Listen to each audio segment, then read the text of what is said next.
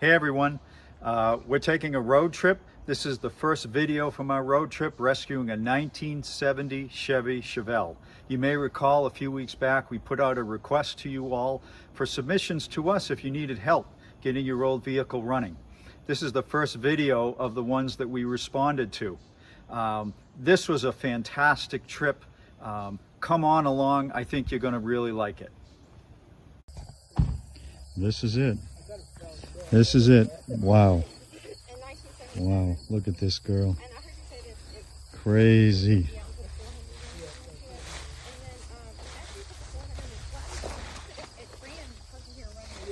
Wow. This one is going to be fun. This is the engine. Battery is still in it. The owner tells me it's a 400. It's been swapped. Headman headers. Wow. Wow, it's been sitting since 1995. It's a 400. It'll have the big harmonic balancer. And it does. Yep, it does. This is a 400. Wow. It's got HEI. That's a good sign. But it's been here a long time. A really long time. As you can see, a very long time.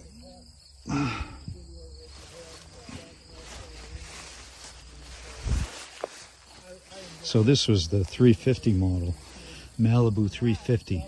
So it was a little upgrade over the base Malibu. Were you excited? Yeah. Well, I'll tell you what, all right, I've been trying to get somebody to work on this race. And everybody told me you were set too long, and it can't be roadworthy anymore. What you give it to me, and I'll put it back on the road. Well, if you can't put it back on the road for me, I said I'll give it to you, and then put it back on the road. Yeah. Body's pretty solid. Little bit of filler here. 14-inch wheels. Whoa, is this thing sunk? Ooh. Wow. Look at that. That's the dirt. That dirt is up almost to the center of the hubcap. Wow. Whew. Well, first step is, let's see if this old girl is seized. All right, first step with the Chevy is we're going to see if it's seized, and even if it's not, we're going to put mystery oil into the cylinders. Well, let's see. Why don't you aim the camera right in here so we can see if the crank turns. I've got my famous wrench here. No, I don't have it in your Yeah, maybe right through here, through the power steering area. Can you see the crank? I got you. Okay. Oh, it's tight, but you got to expect that.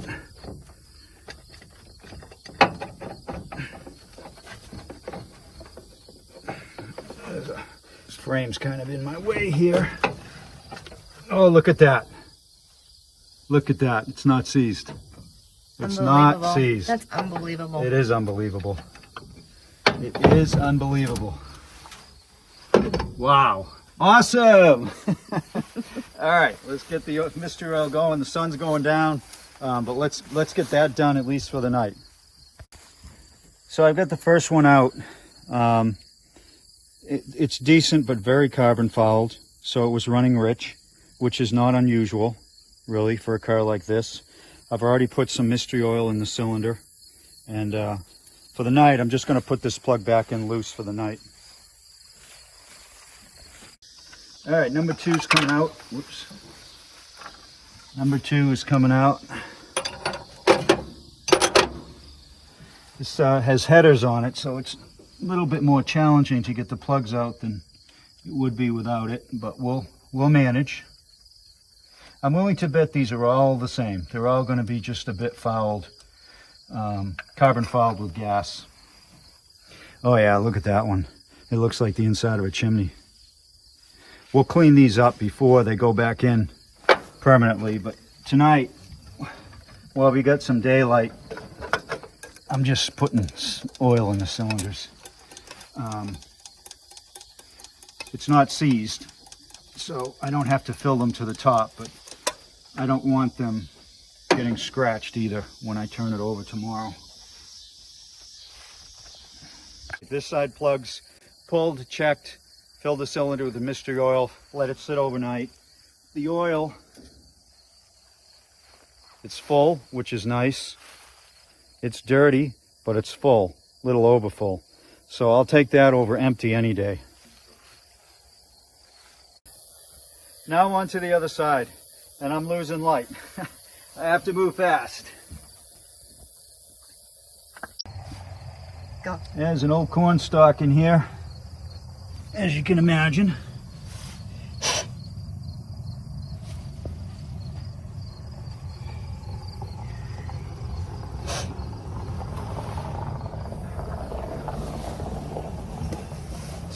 Same condition as expected.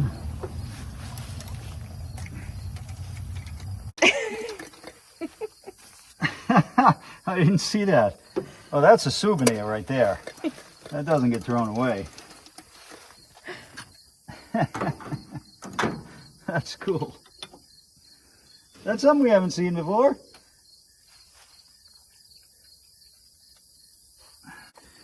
The second to last one on this side, which would be number 6, is a little tricky to get out because the header's in the way. So what you do, you put the socket on it. I'll show you in a sec. You put the socket on it.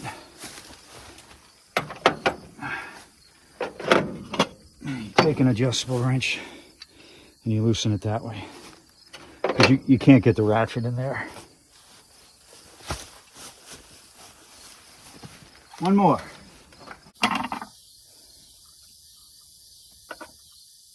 Oh, look at that. Something ate that plug wire.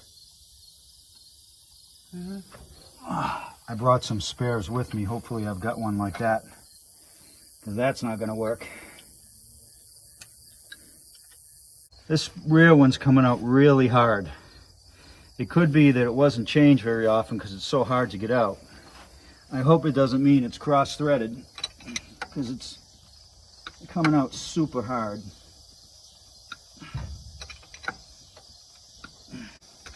It's fighting me every step of the way. All right, finally got this one loose. Finally.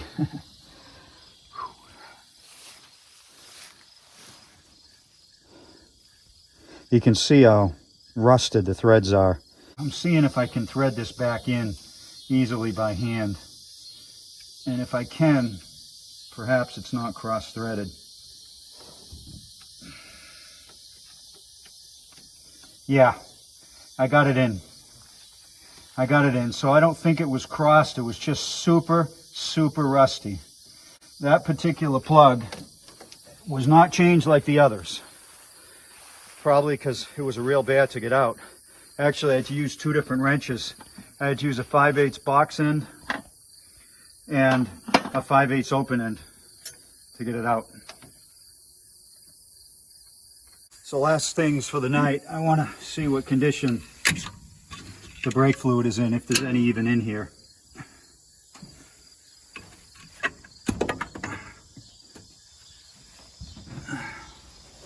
Well, the front bay is full, completely full. The rear is not. So the rear probably has a blown line, not unexpected. This fluid is actually in really good shape, really good shape. So I'm excited that the brakes might actually work, the front brakes. The rear's got a problem, I can tell that already, but the fronts will. And last thing, I want to see if there's any transmission fluid in it. On General Motors cars, the engine has to be running to check the fluid level. I'm not checking the fluid level, I'm checking the fluid color, and it's awesome. I don't know if you can see that, but it's red, red, red. That's fantastic. It's not burnt, because you can smell it. When transmission fluid's bad, you can smell it. That's not burnt. There's plenty in it. That's a really good sign. There's another plug wire here that's eaten. See, this one's eaten. That one's eaten. There's probably more that are eaten that I don't see. So we've got to get some replacements for those out. Unfortunately, I think I brought conventional wires, not HEI wires. But I'll check later.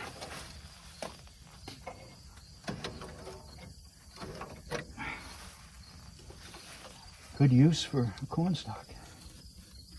Oh, look at that. It's full and it's green. Fantastic. Fantastic. This car was put away right.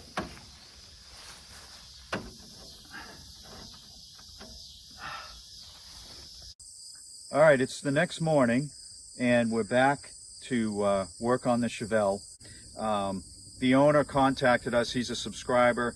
He wanted us to come work on this thing to get it out of here because he's afraid it's going to get stolen. There's been a couple of attempts to steal it already, and he wants to bring it to the guy's house in town that has the biggest gun. Where it's sitting is on a family farm, and the farm has been owned by the same people since 1880. So it's extremely rural here, and I wouldn't want to leave my car out here either. 70 Chevelle two-doors are worth quite a bit in any condition. So it's a good thing that he wants it out of here. So we're going to start basically giving it a once over again because it was fairly dark last night, and I've already got mystery oil in the cylinders, and we're going to take it from there. This car was originally forest green. It's very hard to tell. When I looked at pictures, I thought it was black primer. It's not. This is the original green that's very faded. It's fairly straight, but it's got some filler here, so it's probably had some dents and bruises along the years. Probably was like sideswiped here because there's filler here. This tire here is also completely buried and completely flat.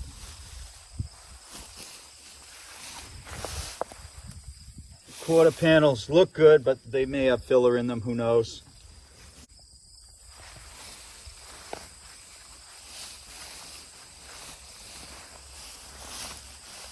The grass was cut, probably the owner cut the grass around it, but not all that close. It was probably a big tractor. So we just have to be careful. Here's a good indication of how low this car is on the ground. The exhaust pipe is actually on the ground. So we don't know what challenges that's going to present to the starter.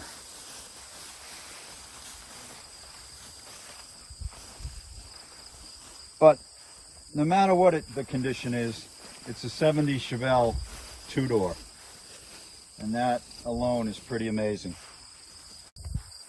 One thing about this car, I'm sure a lot of you are like, how much is it? I want to buy it. The owner's not selling it. It's not for sale. He wants it out of here, and he's brought us here to help get it running so he can start using it again. All right, now we're going to go to the inside. This is always the scary part.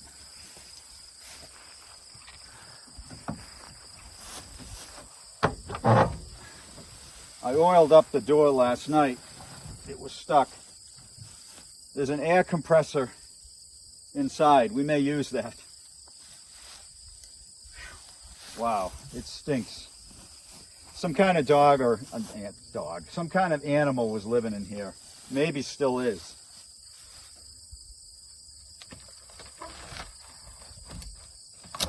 Oh man, it stinks in there.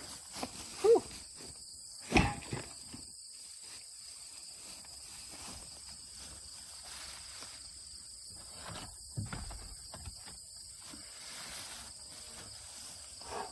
Oh man, that is the type of smell that literally can knock you over. If someone ever says the smell will knock you over, that's what they're talking about. Empty. Empty. There is an incredible ant farm in here.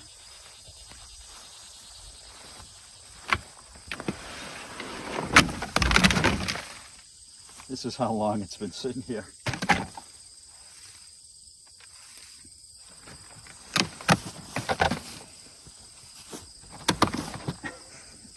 How am I going to move this thing? I guess I better grab it underneath.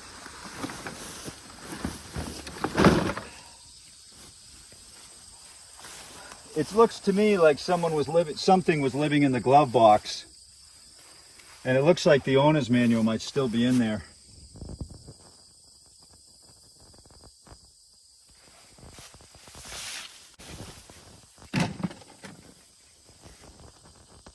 How's the headliner? Not good.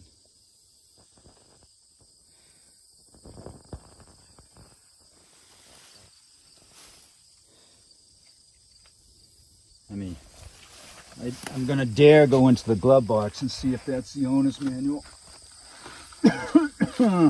Look at that.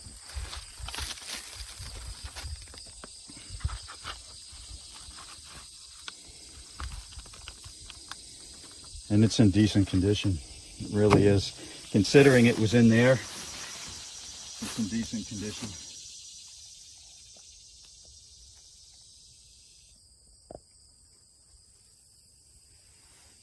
Okay, now let's move to the trunk.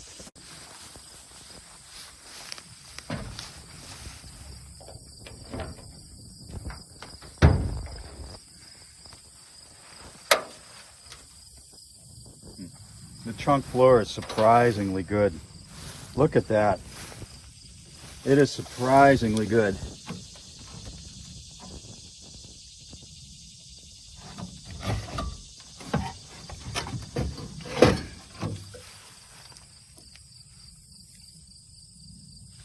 Some kind of old gauge. Huh, I don't know what that is. It says clean pump, clean air. I'm not sure what that is. In case we have trouble starting it, we'll hook this up.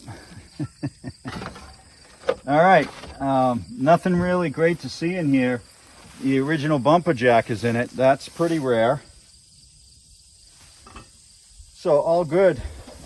The owner has the keys, so that's great. Let's see if the ignition works.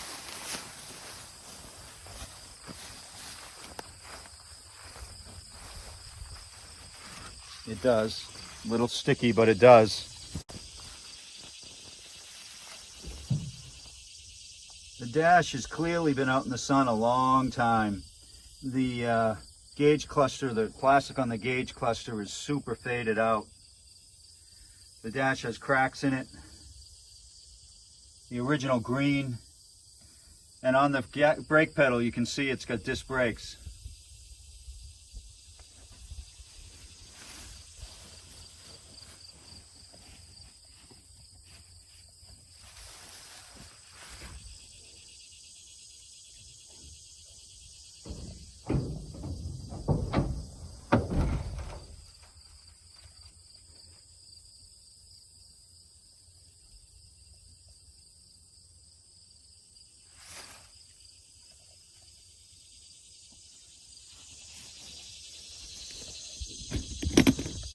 So that's an overview. Now we're going to start the work. I got the doors open. Try to let this thing air out. I mean, literally, it's so bad inside. We get this running. I can't drive it. But we're moving on to the mechanical aspects anyway. I'm going to see what it's like under this air cleaner. The nut's stuck to the bolt, so I take the whole stud out. Trusty Quadrajet. Let's see what it's like inside this air filter. I bet it's going to be bad.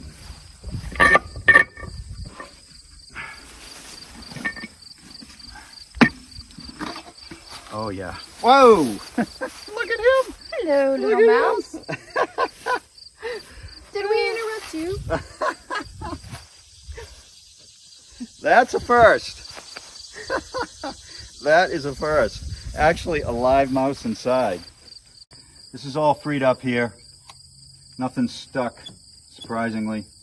You know, people hate these Quadrajets, but they're actually really good carbs. The problem with these quadrajets is when you have to rebuild them. They're a nightmare. This one's got quite a bit of carbon inside of it. And this thing was running super, super rich. I mean, it's just coated with carbon. See the black? That's not supposed to be there. All right. The next step is I'm going to put a wrench on the crank, since I know it's unseized, and just spin it over a couple of times and make sure that nothing else is stuck. I'm having a tough time getting this spinning with the ratchet. It went fine with the plumber's wrench.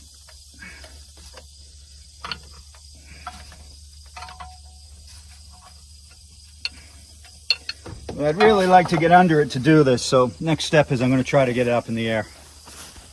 See that? The frame is on the ground. I'm going to jack this up. It's going to be a procedure for sure. Well, I can't even try to put air in this. The valve stem is below ground, so I'm stuck with trying to jack it up. If you ever need to jack up a vehicle in the middle of a field like this and the jack keeps sinking in, here's what I use to prevent that. This is a mud flap from an 18-wheeler. They're very thick, and I found them to be excellent jacking services for something like this because they're not too thick. This side we can get at the valve stem. It is so low, I just can't get the jack under anything that's solid enough to lift. So if I can get air in this thing, if it'll take it, it'll give me the clearance I need.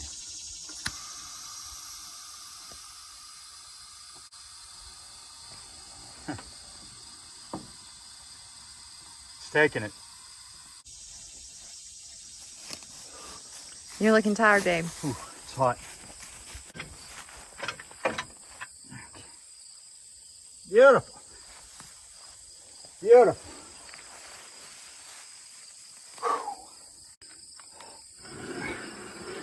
That wheel is not frozen. Wonderful. Before we let it down, we're going to put some air in it, but not right now in case it's just going to leak out.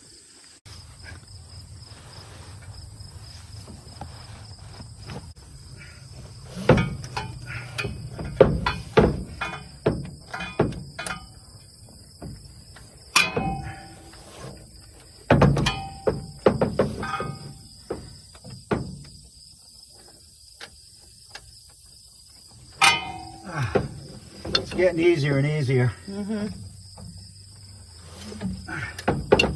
I just needed the extra leverage of this breaker bar. That's all it was. All right, so glad we got the engine moving. I don't like being under there. This battery is what's called a GM side post. It was around this year that GM went to these side post things, which I personally hate. And the battery I brought is top post. But I brought converters for it, so it's no problem that this is side post. These are the converters. The side terminal plugs into here. That goes on top of the battery like that. It's that simple. All right, converters are in. Let's see if there's any smoke when we hook this up. No spark. That's good, so there's no draw. I'm going to turn the key on, see if we get anything. How about headlights? Nothing? Yeah, nothing. Oh, No, maybe. Maybe. I heard it for a sec. We do. Maybe one. But no headlights. No, I think we have 3 headlights right now. Oh, wonderful. Okay. So we're getting voltage. Wonderful. All right, next step is spin it over, blow the mystery oil out of the cylinders. Moment of truth here. Let's see if it spins over. Nope. Starter.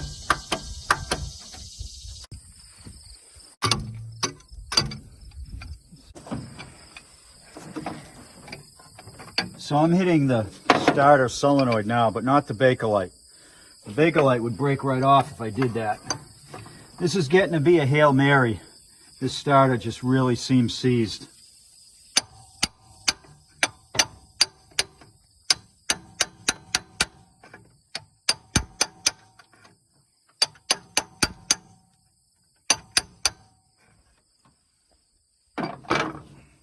Let this car start.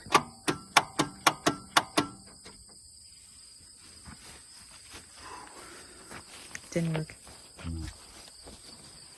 Nope. The only other thing it could be is connections. But these cables are in decent shape. Where's the ground go? Right here. I mean, it looks to be in decent shape. So I don't necessarily see any problems with that. Is there any chance that you're able to reach inside and turn the key when I'm hitting the starter? Well, there's a chance. I don't know if I'll come out alive. No, you just reach inside. Just like this. That's so disgusting. Yeah. Just like that. You don't have to film it. Okay. Do you want me to do it now? No, just wait till I start whacking it and just do it as often as you want. Okay. When you hear me start whacking it? Yeah. When I hear you whack it, start turning it. Okay. Yep.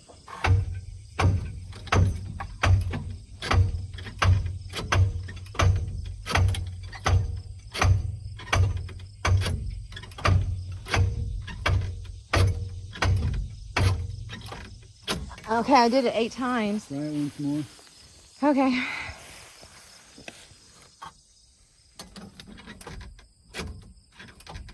Okay.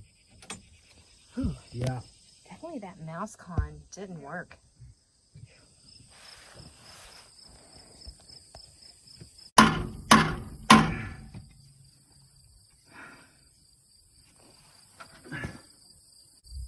Got it.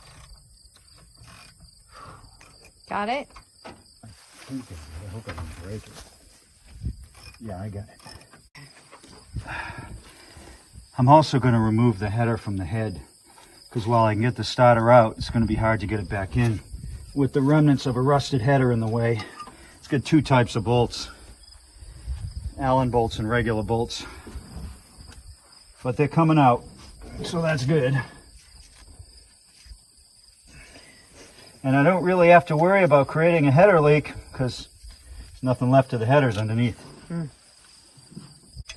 I'm hopeful I can do a cornfield rebuild of this starter.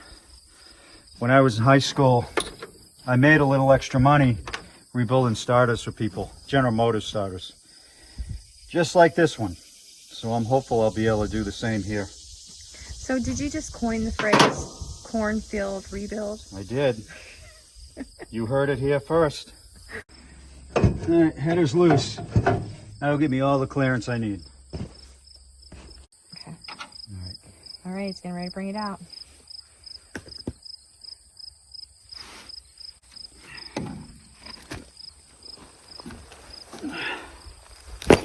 Whoa. Well, the good thing is it doesn't look that old. It's got paint on it. The bad thing is you can see it's been in the mud. Oh yeah, looks pretty bad in there. But let's pull it apart. Cornfield rebuild, part 1.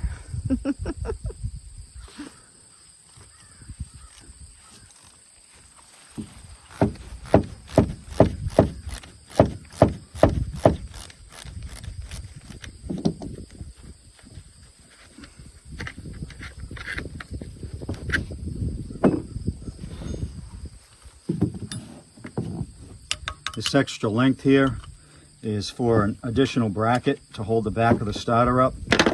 A lot of people, when they first pull the starter, they don't put that bracket back in, and this car is no exception.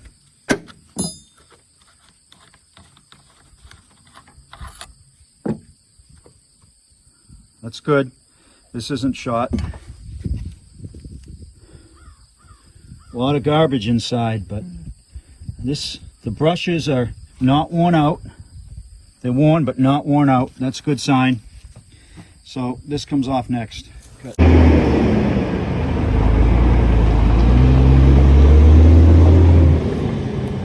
All right. You know, nice people out here.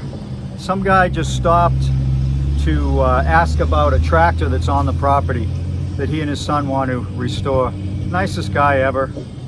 Of course, we don't know anything about it, but we'll tell the owner that somebody wants to buy it. But back to this, got the 2 bolts out and this bolt out.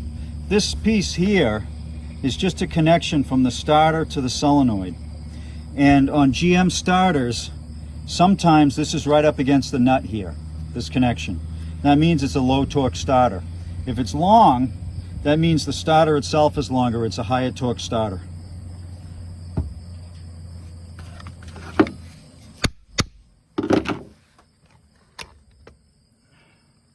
Oh, look at that. That's not helping. Yeah, that's not helping. You know, actually though, yeah, this is real tight here, but there's not much rust on this, hardly any at all. So I'm very encouraged.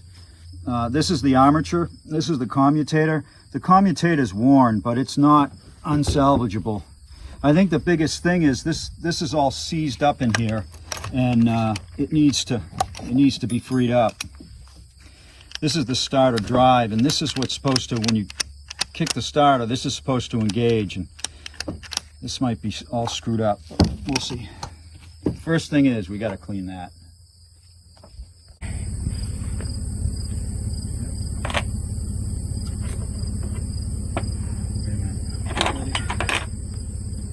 All right, cornfield rebuild is done. Don't know if it's going to work, but I gave it my best shot. We'll find out in a few minutes. I'm going to try to test the starter.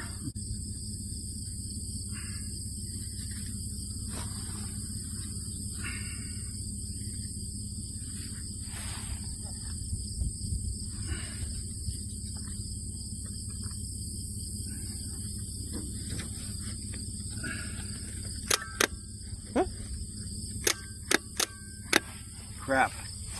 It's not working. Not working.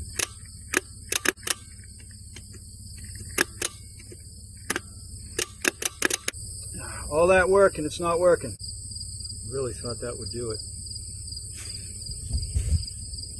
But it's not.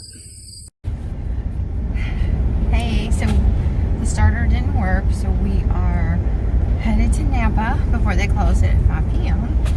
To see if we can pick up a new starter. And Richard is very bummed. Yeah, it happens. It happens. So, I'm just hoping they have it. yeah, And if they don't, then maybe we'll go to the junkyard. Yeah. Which I've been wanting to go to the junkyard. But I'm kind of happy that we're going to Napa because that means I get a bathroom break because we have been, how long? We have been there 5 hours and it is very hot and my hair is wet and sweaty and Richard is sweaty and wet and dirty, and so yeah, there's no bathroom for women in the cornfield, so I'm happy that I get to go to the restroom. What? It's true. No. There you got it. What, do they have the full starter or? Yeah, the full starter. It's a nice one too. Really nice one. And how much did it set you back? 61. Oh, okay. Really not bad for a nice Napa starter. Yeah. Could have put the starter in. Not gonna be fun. It's super heavy and I can't really get under the car. So it's gonna be a lot of fun. So Chevy starters have something called shims. These shims are designed to pull the starter away from the flywheel to get the proper clearance between the gear and the starter and the flywheel. The old starter had no shims. So I don't have any real reference as to how many shims this should have, and I certainly can't measure it underneath. So I'm going to use one shim and see where we get.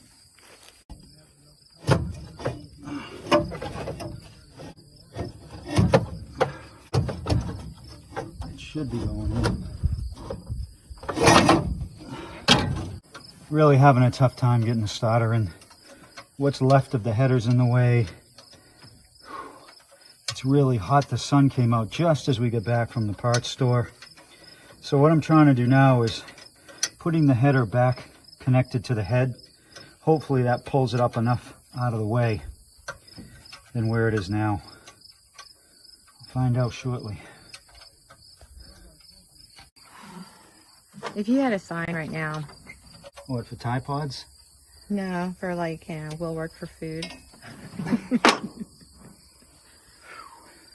If you haven't subscribed yet, now's the time. This is pretty hard work, and being rewarded for it is the greatest thing.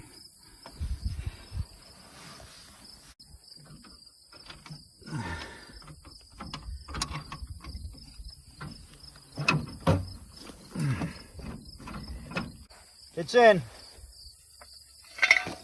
It's in. Whew. Okay, the transmission lines are rotted out, so I'm just going to run a loop so that they don't leak.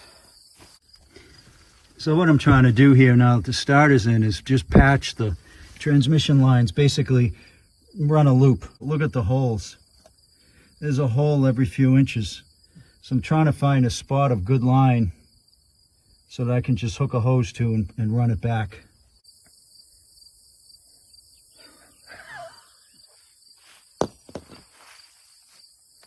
All right, ready to turn it over.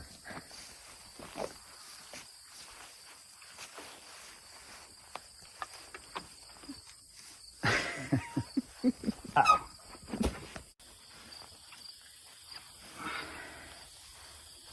All right, now we're going to see if it turns over, we can blow the mist oil out of the cylinders.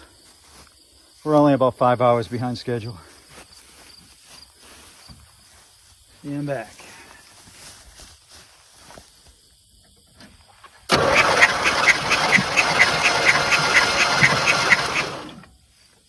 Yeah,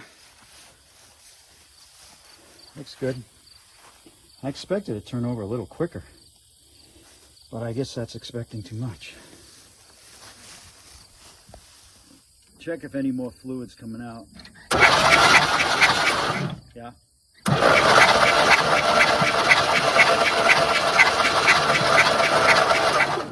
That should do it. Whew. Okay. We're going to clean the plugs. Come back in, fire this baby up. So we had a couple of plug wires that were eaten away. So we've swapped them with new ones. Got a couple of vacuum leaks here we got to take care of. Right here. That one's done. That one's okay. So now we just got to hook up a fuel system, get this thing fired up.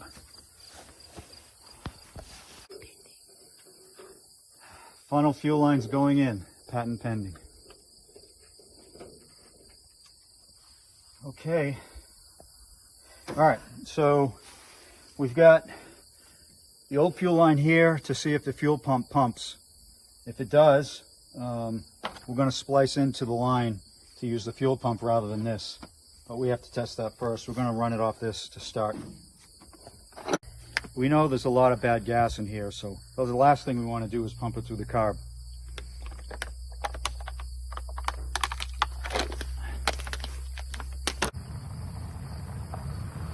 I'm going to hold the choke open with a screwdriver. In this weather with this heat, we don't need a choke. All right, why don't you crank it over? Well, it'd help if I hook the battery up. I can't even get the key.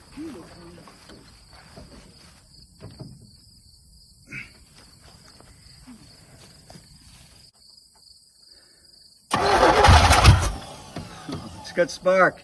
Go ahead, man.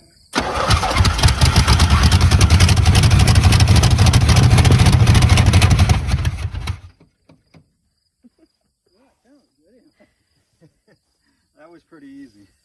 Woo! I knew it would smoke. Oh yeah, with that mist oil, it's going to smoke a I lot. Go ahead. Ready? Yep.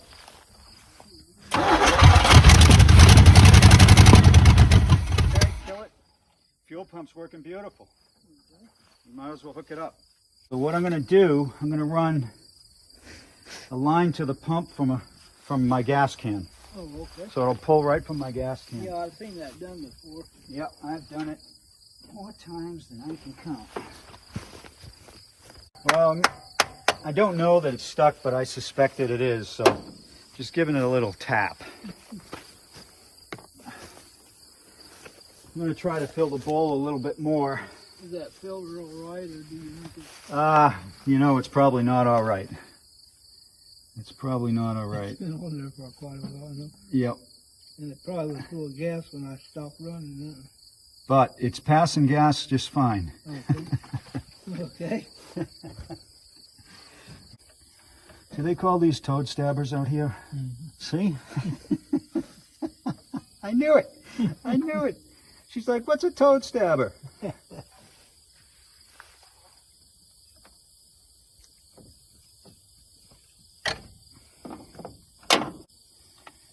The flow is always marked, or should be marked. If you're in doubt, the big end goes towards the carb.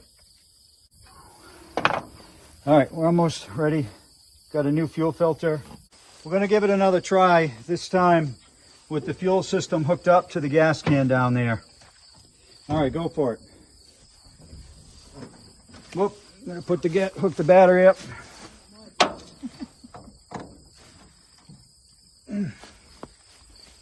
Okay.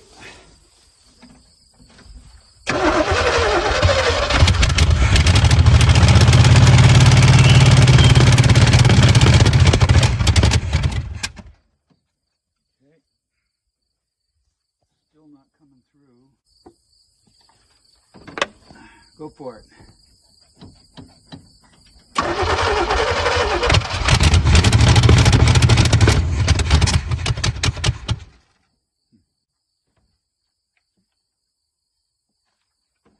Okay.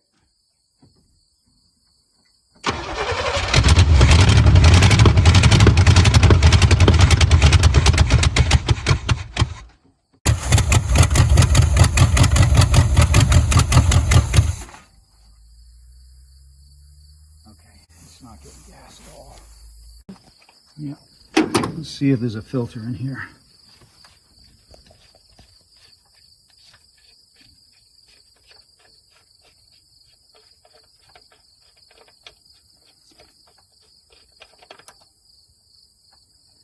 There is not. Nope, there's no filter in there. So that's not the problem. That is not the problem. That's a bummer. Go ahead.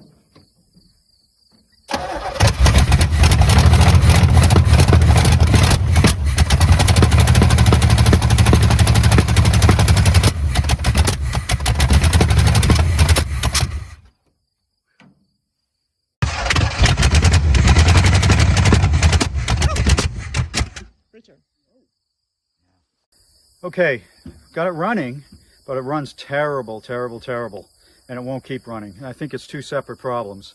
I think the float's stuck. We could fix that, but it's not firing at the right time. Either this thing is jump time, or the timing is way off in the distributor. But I don't think so. The distributor looks like it's right from where the vacuum canister is. But we'll go back to the hotel, relax. I'll give it some thought, and maybe I can think of something else. Good morning. So we are headed back out to the Chevelle. This is our last day. Yesterday we were out here a little bit over 8 hours, and we were both so tired. He was, I don't know how he made it. It was so hot. We looked so bad. I didn't even want to do the video on the drive back to the hotel because we looked so terrible. We went to bed last night at 8:30 and slept until 8:30 this morning. But it's funny, he was talking about the interiors of some of the vehicles that we've done rescues on, and it was just so funny. I told him, I said, okay, you should totally talk about that on camera, because it's kind of interesting if you've watched the videos. If you haven't watched the videos that he's going to talk about, you should go back and watch them so that you completely understand what he's speaking of. So, but Richard, go ahead. You were talking about the Chevelle versus some other cars. Yeah, so we've been doing this a long time, obviously, and you know when there's been an animal living in the vehicle, that smell it has. And it's dangerous, and I'll leave it at that and talk about that later today. But this is the worst. This Chevelle is the worst smell of any of the vehicles we've done. We did the black 50 Chevy a few weeks back, and that one was bad. That had a huge hole in the floor, and there obviously was an animal crawling up in there and living there. And before that, the red 72 Ford that was out in the field with the C's 6-cylinder engine, that one was bad. Same reason, had a hole in the floor. Those two were bad, but at least they aired out. This thing, we let it air out all day and it was still terrible. Hopefully today it's been aired out, because if it's not, there's no way that I can sit in this car to move it. We're back. It's very clear to me, listening to the videos from yesterday, that the engine's out of time, way out of time. And that's why it keeps firing through the carburetor. You may have heard on the video from yesterday that it sounds like it's got a rod knock or something. That's not what it is. It's actually firing in out of order. And we checked the firing order and the plug wires, it's fine. We double checked that.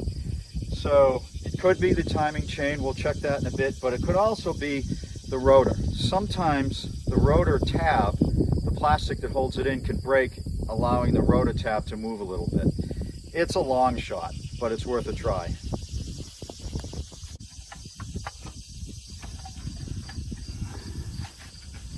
Well, unfortunately the rotor is fine. If you get around this way, you can see it. It's fine. It's right here. See, I was hoping that maybe this was broken and it moved to the side, but it hasn't. It's completely fine. I'll check under the cap too to be sure. Again, it was a long shot.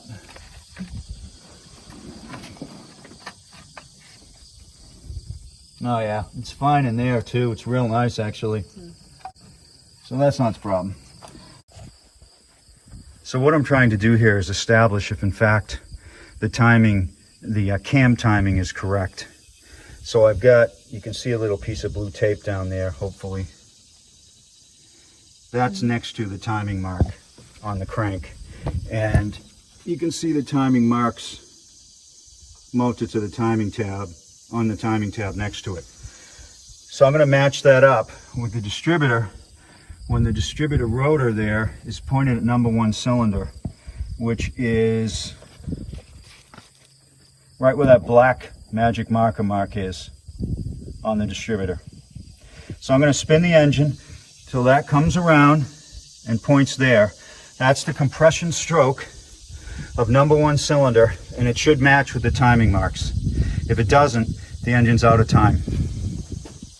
So it looks like, based on what I can tell, I'm at 0 degrees there, and I'm lined up perfectly with the rotor to #1 cylinder. So it looks to me like it hasn't jumped time. So then the question is, why in the world is it firing so off? Like I say, I already checked the timing order, the firing order twice. I'll check it again, but maybe we got some valves that aren't seating. So I'm going to pull the valve covers and take a look.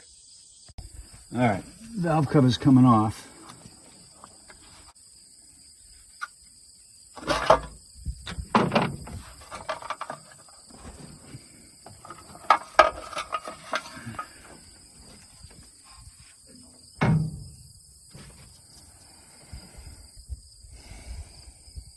Looks good. I don't see anything wrong.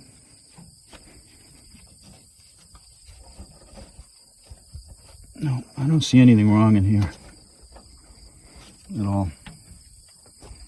At all. That's a good thing.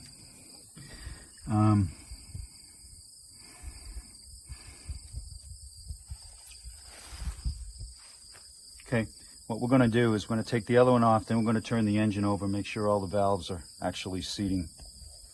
It looks real good under there too. I mean, real good, look at that. Let's throw the battery in it and see if we can see if there's any valves sticking. See all the valves move. Ready? Yep.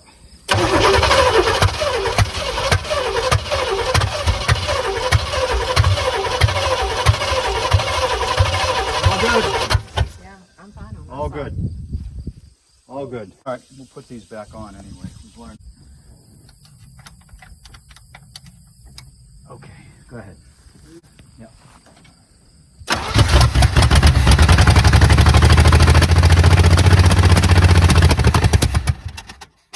Okay.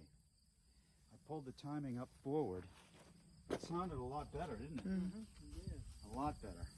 Let me pull the timing up some more.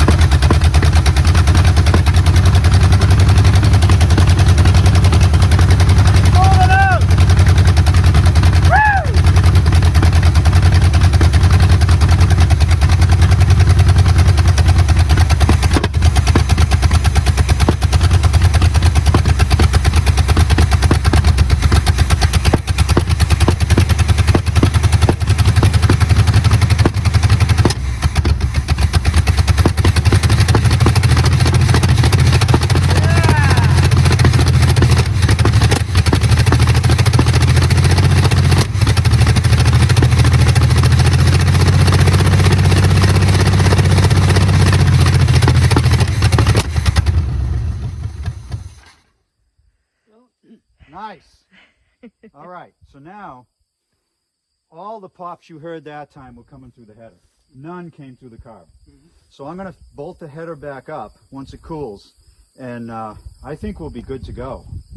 The distribute is still funky, right? I pulled the timing way farther up than it should need to be, but I mean it's getting better and better. The more it runs, those valves are seating. Sounded more like itself. Totally, totally. So if I can get that header piece back on, it'll just put enough muffling on it so it won't pop at all. All right, we hooked the header up on this side, so it should pop a lot less through the exhaust. We'll try it anyway. I'm gonna fill up the bowl. I think the float's unstuck because it idled a long time.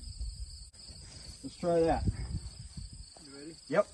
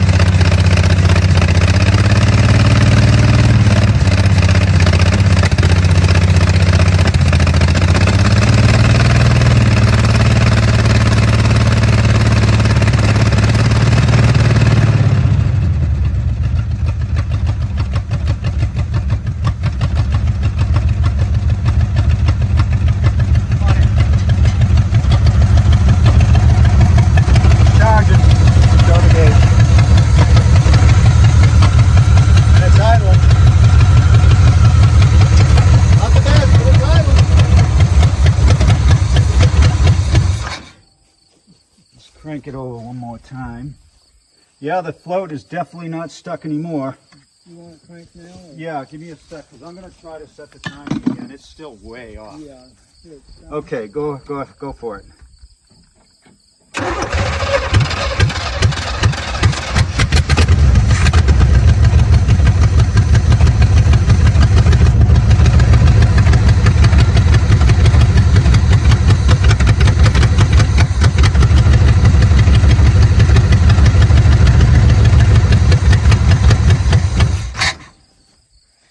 Too far.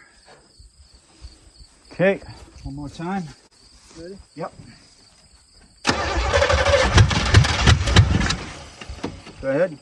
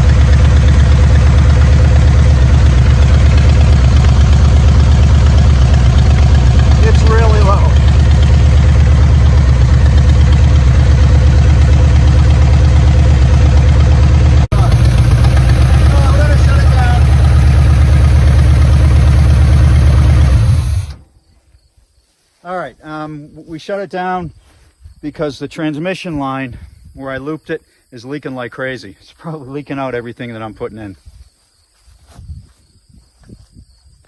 Ready? Yep.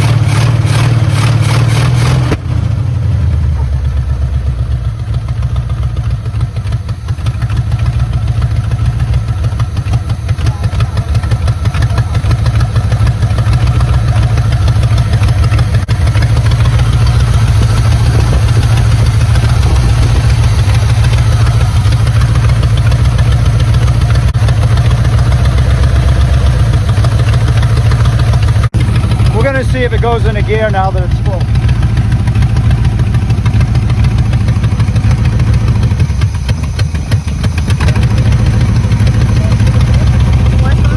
Yeah, it went into gear. All right, transmission now that it's full, it's going into gear. Leak is fixed. So this tree is coming out. Get the jack stand out, then we're going to pull it forward.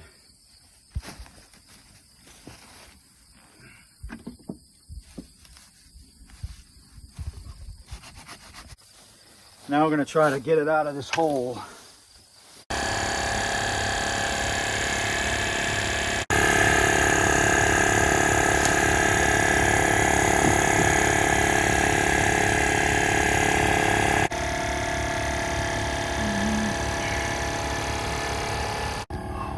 What'd you put in there, Richard? CD player. All right. Beautiful. Who'd have thought? That's some cornfield engineering there.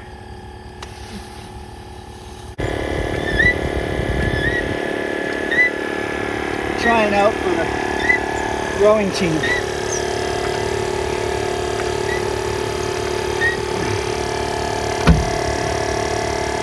Whew. Now we need another DCI. Oh, look at that. That one's not stuck either. And it's taking air.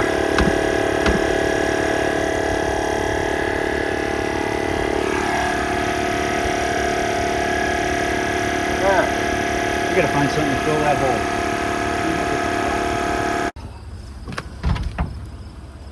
Look at that. Beautiful. That's as far as it goes.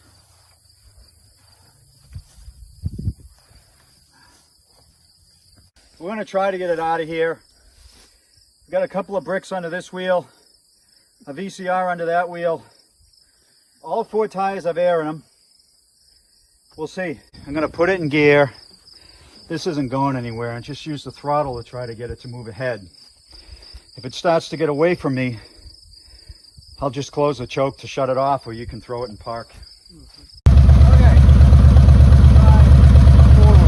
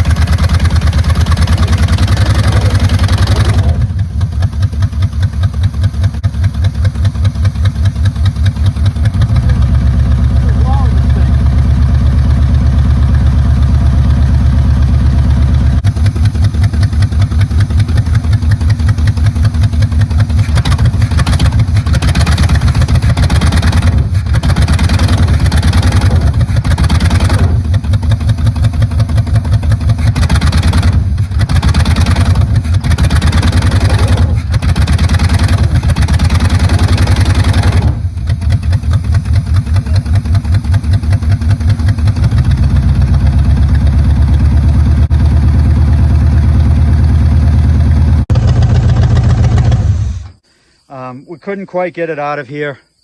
We're just not, this mud's like glue. We just can't get it out. We got it to where we want it to be. It's running great, it's starting great. It's all good. So this car, owned by the owner since 1977, huge moment. We got the engine straightened out, it's running well. I'd like to ask the owner, you know, what do you think? How do you think our progress went? I think it was a huge help to me. The car's running like it used to. I didn't think I'd ever hear it run again, and I'm really pleased. I'm real pleased. Awesome. What's the next steps for you in this car? Well, it's going to gradually get restored. It won't all get done at one time, but I intend to make a show vehicle out of it. So, All right. Well, it deserves it. Yeah. Thank you. Thanks everyone for watching. This one was a lot of fun. It's beautiful out here. It's a part of the country I've never been to before. Please subscribe. If you like this kind of video, we've got some more lined up in the countryside like this. I think you're really going to like it. That's all for now.